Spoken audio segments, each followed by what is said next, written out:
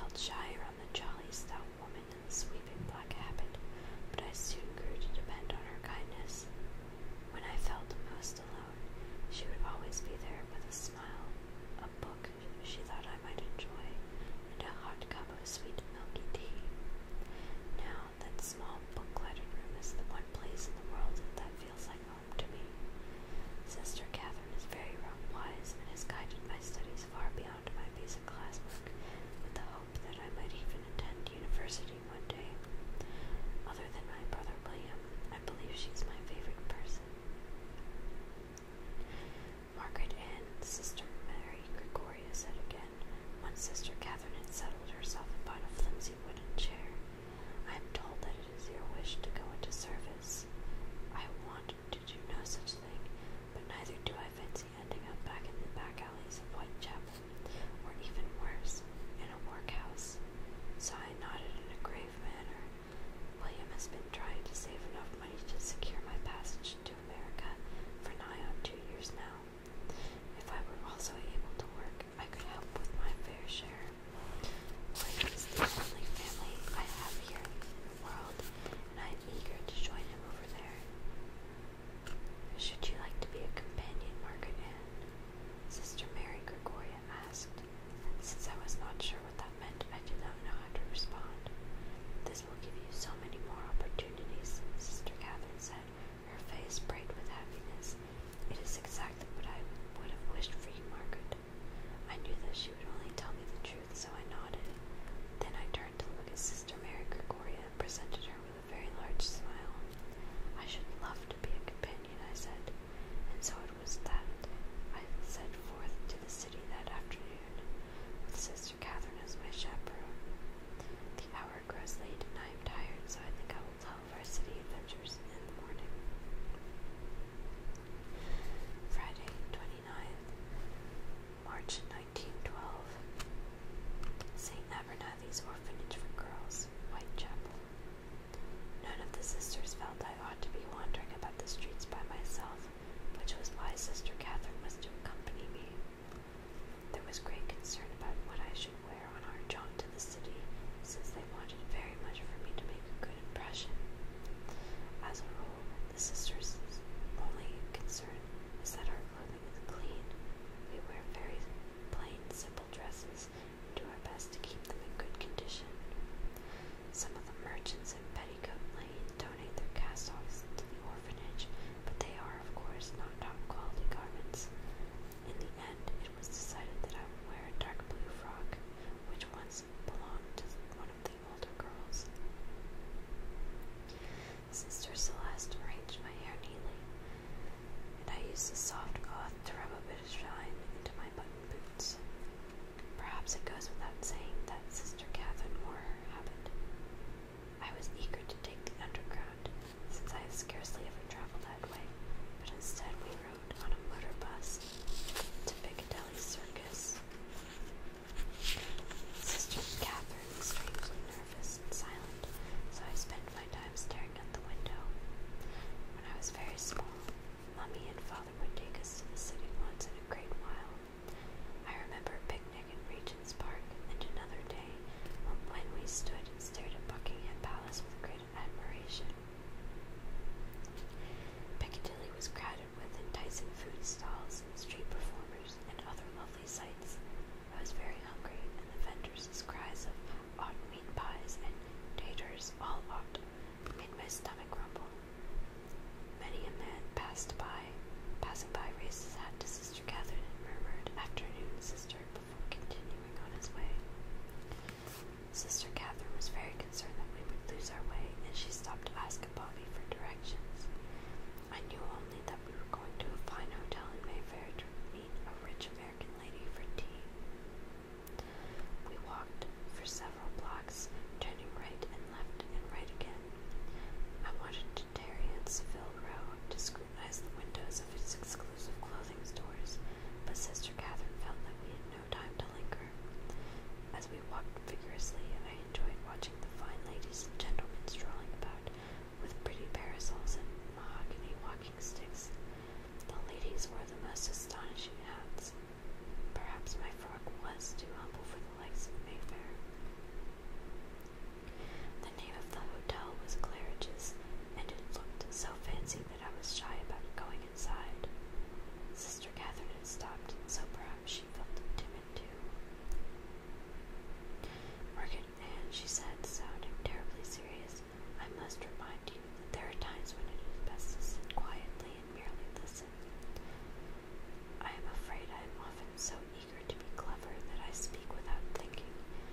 Sister Catherine is cross. She calls me saucy girl.